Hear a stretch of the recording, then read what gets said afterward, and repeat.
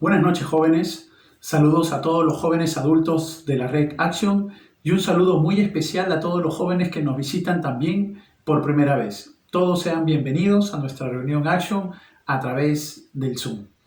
Seguimos entonces con nuestra serie, Afirmando los fundamentos de nuestra fe, un estudio de la carta del apóstol Pablo a los colosenses. El día de hoy entonces estudiaremos el fundamento de la persona de Jesucristo. Ahora, cuando hablamos de este fundamento, nos estamos refiriendo a cuán vital es para nuestras vidas y para nuestra fe el concepto que tengamos acerca de la persona de Jesucristo. Esto es vital para la vida de un creyente, es vital para la vida de un cristiano. La historia nos muestra que Jesús existió, pero las personas tienen una gran variedad de conceptos acerca de Jesús. La gente no sabe quién es Jesucristo, no sabe. ¿Quién es Jesucristo? Para mucha gente Jesús fue un gran maestro, quizás también un gran profeta o filósofo o un gran hombre de la historia. La identidad de Cristo es desconocida por mucha gente. Por otro lado están aquellos que, sabiendo quién es Jesucristo, lo quieren desacreditar, como el famoso escritor Dan Brown y su Código Da Vinci. Para este hombre, Jesucristo fue un simple hombre que mantuvo relaciones con María Magdalena. O como aquel documental que hace un tiempo atrás se emitió por la televisión, donde se quiso asombrar al mundo mostrando la tumba que contenía los restos óseos de Jesús. También están los testigos de Jehová que nos dicen que Jesús fue un ángel que cumplía propósitos divinos. Un total desconocimiento de quién es Jesucristo. Pero ese desconocimiento no debe darse en aquellos que nos llamamos cristianos, no debe darse en nosotros. Nosotros sí debemos saber quién es Jesús. El mismo Señor Jesús reconocía la importancia de esto. Por eso puso a prueba a sus discípulos, preguntándoles, ¿y vosotros, quién decís que soy yo? Mira, el mismo Jesucristo le preguntó a sus discípulos. Ahora, para Cristo era muy importante que aquellos que decimos que somos sus seguidores, que somos sus discípulos, sepamos con claridad quién es Jesús. Lo mismo para el apóstol Pablo. Más si hay todo un pensamiento equivocado acerca de Cristo que puede dañar nuestra fe. Ahora, cuando Pablo escribe a los creyentes de Colosas, había una herejía que estaba amenazando la fe de los cristianos. ¿Recuerdas esta herejía que hemos venido compartiendo las semanas pasadas? Esta herejía era la herejía gnóstica, ¿recuerdas? Los filosofíos místicos de la época, esa filosofía mística de la época. Y se centraba en la persona de Jesucristo. Ellos decían que Cristo fue uno de los tantos espíritus que Dios emanaba de su ser. Ellos decían que el espíritu era bueno y la materia era mala. Por lo tanto, Cristo nunca se encarnó en la materia. Claro, si la materia era mala y Dios era divino, entonces no podía encarnarse.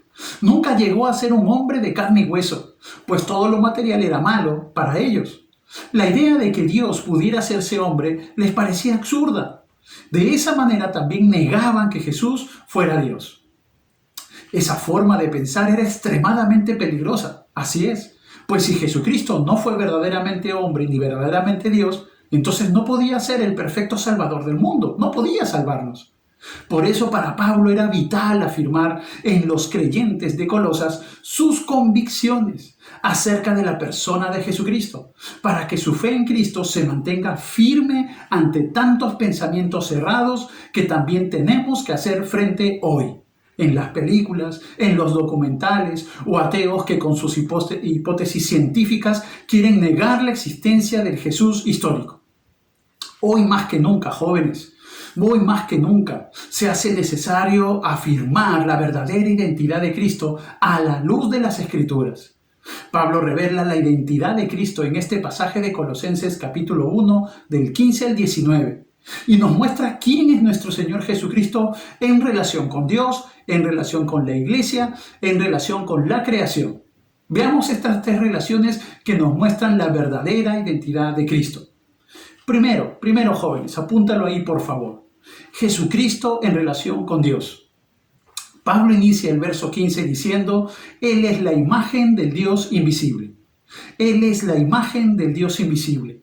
Jesucristo, jóvenes, es la imagen de la manifestación y representación exacta de Dios invisible. La palabra griega eikon es de donde viene la palabra en español ícono o imagen. Es el reflejo, la representación de algo. Por ejemplo, en Génesis 1:26 nos dice: entonces dijo Dios, hagamos al hombre a nuestra imagen, conforme a nuestra semejanza. En ese sentido, nosotros podemos decir que el hombre, más que cualquier otra de las criaturas que Dios ha creado, que Dios ha hecho, refleja o representa algo de lo que Dios es. Algo que debemos notar, ojo, por favor presta atención, algo que debemos notar es que el apóstol Pablo no está diciendo que Cristo fue hecho a la imagen de Dios. Lo que Pablo está diciendo es que Cristo es la imagen visible de un Dios invisible. Jesucristo es la representación exacta de lo que Dios es. Los griegos y los romanos tenían estatuas de sus dioses, pero el Dios de los judíos no podría ser representado por figura alguna, porque a Dios nadie lo vio jamás. Dios es espíritu y por lo tanto no puede ser representado por una figura física. Es imposible que tratemos de representar al Dios invisible a través de una imagen visible. Es imposible, porque Dios es espíritu. Cuando nosotros tratamos de representar a Dios a través de estatuillas o imágenes talladas, nosotros terminamos teniendo una imagen distorsionada de quién es y cómo es Dios. Así es. Minimizamos a Dios, lo colgamos en la pared y nos distorsionamos la imagen de Dios sobre nuestra vida. La única imagen que representa a Dios perfectamente es Jesucristo, porque Él es Dios encarnado. Pablo va a decir más adelante en esta misma carta, porque en Él habita corporalmente toda la plenitud de la deidad. Si ustedes quieren saber cómo es Dios, solo tienen que mirar a Cristo, porque Él lo representa a la perfección, de manera que Jesucristo es la representación más completa de Dios. Pablo nos dice en Romanos capítulo 1, verso 20, porque las cosas invisibles de Él, su eterno poder y deidad, se hacen claramente visibles desde la creación del mundo, siendo entendidas por medio de las cosas hechas. Ahora, sin embargo, jóvenes, esa revelación que Dios nos ha dado a través de la creación es una revelación insuficiente. Hay muchos aspectos de la naturaleza de Dios que nosotros no podemos deducir mirando a la creación, no podemos verlo. Simplemente la creación no nos puede mostrar todos los aspectos de Dios. Pero cuando miramos a Cristo, allí tenemos un reflejo completo y fiel de todo cuanto Dios es. Hebreos capítulo 1, verso del 1 al 3 nos dice: Dios, habiendo hablado muchas veces y de muchas maneras en otro tiempo a los padres por los profetas, en estos postreros días nos ha hablado por el Hijo, a quien constituyó heredero de todo y por quien asimismo hizo el universo, el cual, siendo el resplandor de su gloria y la imagen misma de su sustancia, y quien sustenta todas las cosas con la palabra de su poder. Nadie en este mundo, jóvenes, puede representar al Dios invisible, solo Jesucristo. El Dios a quien nadie ha visto jamás se ha manifestado en la persona de Jesús. Juan capítulo 1, verso 18 dice: a Dios nadie lo vio jamás. El unigénito Hijo que está en el seno del Padre, Él le ha dado a conocer. Jesús es la revelación exacta de su carácter. Quien ha visto a Jesús entonces sabe cómo es Dios. Quien conoce a Jesús sabe cómo es Dios. Si Cristo es la manifestación del Dios invisible, se debe a que Él es Dios. Cuando te pregunten si conoces a Dios, tú puedes responder que sí, porque tú ya has conocido a Jesucristo. Y cuando me pidan que les muestre a Dios, entonces le hablaré de Jesucristo, porque Él es su imagen. Si te dicen: oye, ¿tú conoces a Dios? Claro que sí, porque soy cristiano, porque Cristo está en mi corazón. Lo segundo que tenemos que ver es a Jesucristo en relación con la creación. Jesucristo es superior. Lo primero es que Jesucristo es superior a toda la creación. Pablo sigue diciendo en el verso 15, el primogénito de toda la creación. Esta es la frase que causa problemas a algunas personas, porque parece decir que de toda la creación, Cristo es el primero que fue creado. causa un poco de polémica. Esa es la interpretación que los testigos aún de Jehová le dan a este texto bíblico. Pero esa es precisamente la herejía que Pablo estaba enfrentando, que Pablo estaba rebatiendo aquí. La palabra primogénito no siempre se usa en la Biblia para referirse al primero de una serie. Se usa también para hablar de aquel que es el primero en rango, en dominio, el primero en autoridad.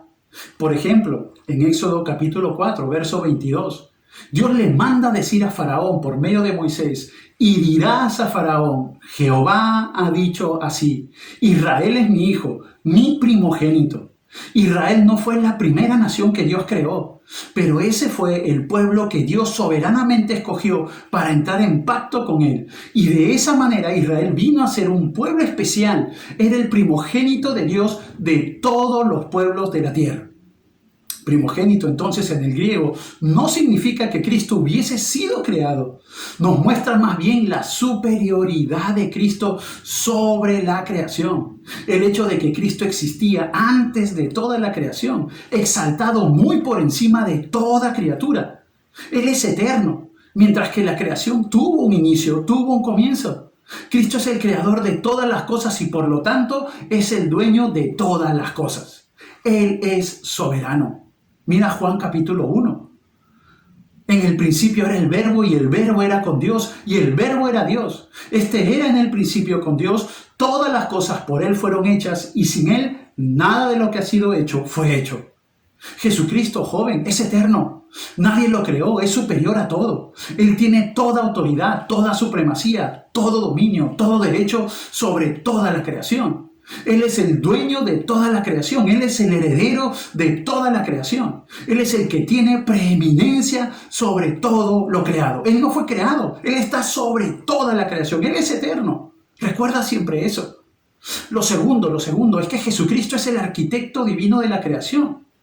Él es el arquitecto divino de toda la creación. Pablo nos dice en el verso 16, porque en Él fueron creadas todas las cosas. Este texto nos explica el por qué Cristo es imagen del Dios invisible y primogénito de toda la creación, superior a toda la creación. Esta preposición en Él sugiere que Cristo es el arquitecto divino, pensó y diseñó la creación. Él creó, jóvenes, Él creó todo el universo. Todas las cosas creadas son el resultado del acto soberano del Creador Jesucristo. El Creador está por encima de la creación y es diferente de la creación. El universo no es eterno, ni surgió por un accidente, no, sino que fue sabiamente diseñado por Jesucristo. No es que vino al azar el universo, no. Por eso toda la creación no fue fruto del azar, no somos un accidente. Cristo nos hizo y Él es ahora el dueño y Señor de todo. Tenemos un propósito y la creación tiene un propósito. Lo tercero, jóvenes, es que Jesucristo es el creador de todo lo que existe. Pablo sigue diciendo en el verso 16, porque en Él fueron creadas todas las cosas, las que hay en los cielos y las que hay en la tierra, visibles e invisibles, sean tronos, sean dominios, sean principados, sean potestades. Pablo afirma que Cristo es creador de todo. De todo, lo que está en la tierra, las cosas visibles, todo lo que podemos ver, Dios, Jesucristo lo creó. Lo que está en los cielos, las cosas invisibles, creador de los seres angelicales, de los tronos y dominios, de los señoríos, principados y potestades, de todas las autoridades, de todas las constelaciones, de todo el universo. Cristo es creador de los ángeles. Pablo está diciendo, estos seres angélicos sobre quienes los falsos maestros están haciendo tanto alarde, son meras criaturas y habiendo sido creados por y para Cristo, están sujetos a Él. La gente decía que Cristo era un ángel, pero no es así. Pablo está diciendo, Cristo es superior a los ángeles. Dice en 1 de Pedro 3:22, quien habiendo subido al cielo está a la diestra de Dios y a Él están sujetos ángeles, autoridades y potestades. Pensar que Cristo es un ángel es negar que Cristo es Dios soberano, creador y salvador. La relación de Jesús con el mundo invisible, al igual que su relación con el universo visible, es una prueba más que Él es Dios. Así es. Él es Dios, Él es Señor, Él es creador. En la cruz Cristo logró un lugar preeminente de honor, de poder y autoridad superior a todo y a todos, compartiendo con el Padre su dominio como rey sobre su creación. Tiene dominio y control en el ámbito espiritual y sobre toda hueste, y eso nos da confianza, eso nos ayuda a descansar en Él, que saber que Cristo es Rey y Señor de toda la creación. Pero también Jesucristo es el agente y la meta de toda la creación. Dice el verso 16, todo fue creado por medio de Él y para Él. Cristo es el instrumento inmediato de la creación. Todo ha sido creado por Él y para Él. En Génesis capítulo 1, verso 1 dice, en el principio creó Dios los cielos y la tierra. ¿Cómo lo creó? Génesis 1:3 dice, y dijo Dios, sea la luz, y fue la luz. Toda la creación fue hecha por medio de la palabra de Dios. Dios habló y las cosas vinieron a ser. Ahora, ¿quién es la palabra de Dios? Juan capítulo 1, versos del 1 al 3 nuevamente nos dice, en el principio era el verbo y el verbo era con Dios y el verbo era Dios. Este era en el principio con Dios. Todas las cosas por Él fueron hechas y sin Él nada de lo que ha sido hecho fue hecho. Cristo le dio forma a todas las cosas, los millones y millones de estrellas, las galaxias que existen, todas las galaxias. Él las hizo una por una. Y dice el salmista en el Salmo 147:4, Él cuenta el número de las estrellas, a todas ellas llama por sus nombres. Él les puso nombre a cada una de las estrellas. Claro, si Él lo creó. Todo lo creado apunta a Jesucristo. Él es la meta de todo lo creado o el objeto final de la creación. Romanos capítulo 1, verso 20 nos dice, porque las cosas invisibles de Él, su eterno poder y deidad, se hacen claramente visibles desde la creación del mundo, siendo entendidas por medio de las cosas hechas, de modo que no tienen excusa. Pero sabe, Jesucristo no solo es el arquitecto y el constructor de la creación. No solo es el arquitecto y constructor. Él también es el motivo por el cual todas las cosas fueron hechas. Dice Pablo en el verso 16, todo fue creado para Él, para Él. Todo fue creado para cumplir sus propósitos, desde la molécula más pequeña hasta las cosas más grandes que puedan existir. Aquellas cosas que nosotros nos podamos siquiera imaginar. Todo fue creado para la alabanza y gloria de su nombre. Para que nosotros podamos ver en todas esas destellos de su poder infinito y nos postremos a adorarle y engrandecer su santo y bendito nombre. Y al ver toda la majestuosidad de su creación, decir gloria a Dios, alabado sea Dios. Jóvenes, es por eso que ningún pecado es más horrible que el no vivir para Cristo. El mayor pecado no es ser homosexual o ser ladrón o ser asesino. El mayor pecado es que un ser humano pueda cometer, es no vivir para la gloria de Dios. Un hombre que no vive para la gloria de Cristo es como un avión que no vuela, como un carro que no anda. Es un ser humano defectuoso que no está cumpliendo el propósito primario para el cual fue creado. Todo fue creado por medio de Él y para Él, para su gloria. Recuerda siempre eso, recuérdalo. 5 jóvenes, Jesucristo antecede a la creación. Recuerda, Jesucristo antecede a la creación. El verso 17 nos dice, y Él es antes de todas las cosas. Antes de que el universo comenzara, Él ya existía. Jesús le dijo a los judíos en Juan capítulo 8, verso 58, de cierto os digo, antes que Abraham fuese, yo soy. No dijo yo era. Así afirma que Él es Jehová, el Dios eterno. Mejor expresado en el original es lo siguiente. Él y ningún otro es antes de todas las cosas. Cristo antecede a todo lo creado en cuanto a tiempo y en cuanto a rango. Todos los seres angelicales, cualquiera que sea su rango, fueron creados. Cristo es antes de todo lo creado. Cristo no fue creado, Él es eterno. Eso trae confianza en nuestro corazón de saber que Cristo es eterno, que Cristo es superior, que Cristo es majestuoso. Pero también, joven, también Jesucristo sostiene toda la creación. Él sostiene toda la creación, todo lo que Él ha creado. Pablo sigue diciendo de Cristo en el verso 17, y todas las cosas en Él subsisten. En el original podemos decir en Él, en Cristo Jesús, Todas las cosas han subsistido y continúan subsistiendo. Cristo sustenta toda su creación, la sostiene. Cristo las mantiene unidas, las preserva, las cuida. El universo no es un sistema autónomo. No. No es que se regenera a sí mismo, no. Que no funciona solo. Todas estas leyes de la naturaleza no son más que nombres que los hombres usan para referirse a la actividad preservadora de Cristo Jesús. Sobre todo lo creado, sobre todo lo que Dios ha creado. Si no fuera por su poder, obrando minuto a minuto, los planetas saldrían de su órbita, los átomos se desintegrarían y el sol dejaría de emanar calor. En pocas palabras, sin la acción preservadora de Cristo, este universo dejaría de ser un cosmos para convertirse a ser un caos. Él es preeminente sobre toda la creación, superior sobre toda la creación. Es por eso que no debemos buscar la felicidad en las cosas creadas. Solo podremos encontrar la felicidad en el Creador. No busques la felicidad en tu vida, en las cosas creadas, porque Dios te salvó. Dios te abrió los ojos espirituales para que no te dejes engañar buscando ser feliz con las cosas de este mundo. No lo hagas. Todo lo que tu alma necesita se encuentra en tu Creador. Todo lo que tú necesitas se encuentra en el Creador. No hagas lo que es imposible hacer, encontrar la felicidad que estás buscando en las cosas que Cristo creó. No hagas eso. Más bien busca la felicidad y el sentido a tu vida en Cristo Jesús. Lo tercero que tenemos que ver es que Jesucristo es de Jesucristo en relación con la iglesia.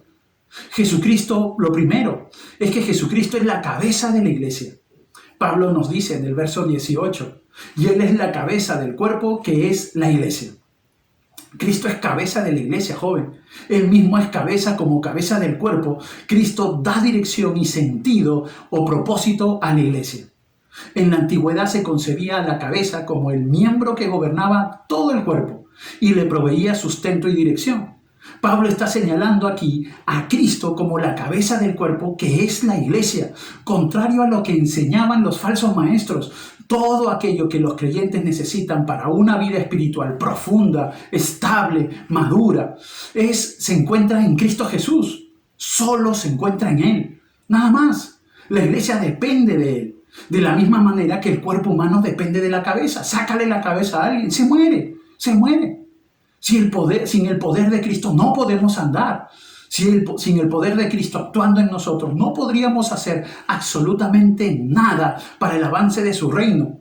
Y si la iglesia no reconoce a Cristo como su cabeza, pierde todo sentido de orientación, de propósito y de estabilidad. No puede haber una iglesia que diga, no, yo no reconozco a Cristo, porque Él es la cabeza. Por eso tenemos la confianza de saber que Cristo guía a nuestra iglesia. Guía nuestras vidas para bendecirnos día a día, para usarnos y ser de bendición a muchas vidas. Lo segundo que tenemos que ver en relación de Jesús con la iglesia es que Jesucristo es el que dio origen a la iglesia. El verso 18 nos dice, el que es el principio. Debe decir quién es principio. La iglesia se origina en Jesús.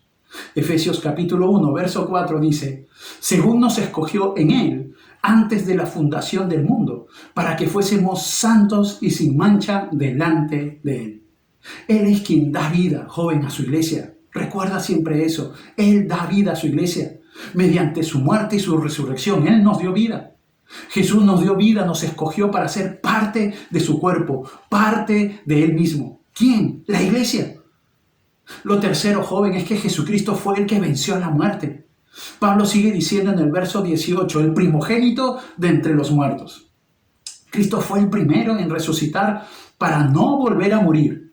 Por eso que Él tiene autoridad sobre la muerte y sobre los muertos. Él tiene autoridad. Cristo fue quien venció el poder de la muerte por medio de su propia muerte y de su resurrección. Él venció el poder de la muerte. Cuando Él resucitó, murió y resucitó.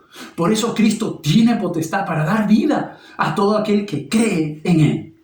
Hebreos capítulo 2, verso 14 en adelante nos dice, así que por cuanto los hijos participaron de carne y sangre, Él también participó de lo mismo, para destruir por medio de la muerte al que tenía el imperio de la muerte, esto es, al diablo, y librar a todos los que por el temor de la muerte estaban durante toda la vida sujetos a servidumbre, esclavizados. Dios, el Hijo, se encarnó para llevar sobre sí el peso de la condenación de todos los hombres. Él se encarnó para llevar ese peso sobre sí mismo. Él se encarnó para morir por nosotros en la cruz y por medio de su muerte vencer y derrotar a aquel que ha tenido la autoridad sobre la muerte. No solo murió, sino que Él resucitó, se levantó de entre los muertos y venció a la muerte, venció al pecado y venció a Satanás. Por eso Él tiene potestad, Él puede dar vida a todo aquel que cree en Él. Él es el primero en la resurrección, en levantarse triunfante de entre los muertos. Él tiene la autoridad. Cuando Cristo se levantó de la tumba al tercer día, Él estaba dando inicio a una nueva creación, a una nueva humanidad, a un nuevo pueblo que había de compartir con Él las mismas experiencias que Él compartió. Él murió y resucitó y nosotros también vamos a morir, pero también vamos a resucitar. Todos nosotros vamos a morir físicamente, pero también vamos a resucitar como Cristo resucitó y vamos a tener un cuerpo glorificado, similar al cuerpo glorificado que Cristo tuvo después de su resurrección. Filipenses capítulo 3 nos dice: mas nuestra ciudadanía está en los cielos, de donde también esperamos al Salvador, al Señor Jesucristo, el cual transformará el cuerpo de la humillación nuestra para que sea semejante al cuerpo de la gloria suya, por el poder con el cual puede también sujetar a sí mismo todas las cosas. Esto trae gozo, joven, en nuestro corazón. Esto trae alegría de saber que en Cristo nos ha dado su victoria sobre la muerte, sobre el pecado, sobre Satanás. Tenemos la victoria en Cristo Jesús. Pero también tenemos que aprender que Jesucristo tiene el poder en todo. Jesucristo tiene el poder y el primer lugar en todo. El versículo 18 sigue diciendo: para que en todo tenga la preeminencia. El propósito de todas estas verdades es demostrar que Él es superior, que tiene el primer lugar en todo el universo, en toda la creación, en su iglesia y en nuestras vidas. Dios quiere que Cristo sea glorificado en nuestra vida, en todas las actividades que realicemos. Cristo debe lucir glorioso en nosotros. Dios quiere que nosotros vivamos de tal manera que cuando estamos leyendo la palabra del Señor, o cuando estamos en el trabajo, cuando estamos haciendo nuestro devocional, o cuando estamos en nuestro tiempo de entretenimiento, Dios quiere que en medio de cualquier circunstancia, en medio de cualquier lugar, nosotros nos comportemos de tal manera que Cristo luzca glorioso. Ese fue el propósito de Dios y ese debe ser el nuestro también. Dios quiere que en todo Él tenga la preeminencia. Él quiere que en todo sea alabado, que Cristo sea exaltado, que Cristo sea alabado. Que en nuestras acciones día a día pueda manifestar la gloria a Dios, que nuestra vida alabe a Dios. Pero también Jesucristo tiene todo poder para salvar. Pablo concluye en el verso 19. Por cuanto agradó al Padre que en Él habitase toda plenitud. Pablo afirma que la totalidad, la plenitud, la perfección de Dios decidió habitar o vivir en Cristo, porque agradó hacerlo así. Es decir, todo lo que es Dios está en Cristo, no le falta nada. Jesucristo es el único que posee toda la plenitud para dar vida eterna a quien cree en Él. Cristo posee toda potestad para salvar, toda autoridad para salvar, porque Él venció la muerte. Así es. Los falsos maestros enseñaban que la plenitud para salvar estaba en la sabiduría, producto de la mente humana, en el conocimiento. Pablo afirma que el poder para salvar solo reside en una sola persona, en Cristo Jesús. Porque Él es superior, sobre todo. Así es. Jesucristo es Dios, es el creador de todo, es quien formó la iglesia, es el que tiene poder para dar vida nueva. Joven, ven a Cristo. Él es la única persona que puede cambiar tu vida. Sus hechos lo demuestran. Tú solo no vas a poder cambiar. El pecado que habita en tu vida te lo impide, es un freno ante tu cambio. Toda persona desde su concepción arrastra el pecado que se originó desde nuestros primeros padres. Así es. Ese pecado está en nosotros. El pecado nos alejó de Dios. El pecado hizo que tú y yo nos rebelemos contra Dios y vivamos en oscuridad, lejos de la presencia de Dios, lejos de su gloria. Pero tú puedes decir: pastor, yo no tengo pecado. Yo soy una buena persona. Mira, ¿sabes que el pecado se manifiesta en tu vida a través de nuestros pensamientos, de nuestras acciones, nuestro comportamiento, a través de la rebeldía, del odio, de los pleitos, de la desobediencia, el egoísmo. Por eso es que nuestro mundo está como está. El problema de nuestra sociedad no es económico o de formación en valores. El problema en nuestra sociedad está en el corazón del hombre, en su naturaleza caída de pecado. El pecado nos condena y nos lleva a vivir por la eternidad apartados de Dios. ¿Sabes dónde? En el infierno. No tenemos ninguna esperanza, sin ninguna esperanza de salvación. Pero sabes una cosa, joven, sabes una cosa. Te tengo una buena noticia. Hay una buena nueva, una buena noticia. Esa buena noticia es Jesucristo. Sabes, Dios se hizo hombre en la persona de su Hijo Jesucristo y vino a este mundo para derrumbar esa barrera que el pecado había establecido entre Dios y los hombres. Jesucristo vino a este mundo para traer salvación. Él murió en la cruz para pagar la deuda de nuestro pecado. En la cruz debimos haber muerto tú y yo. Así es, porque la Biblia dice que la paga del pecado es muerte. Teníamos que morir. Tú y yo debíamos ir a la condenación eterna directamente, alejados de la presencia de Dios por toda la eternidad.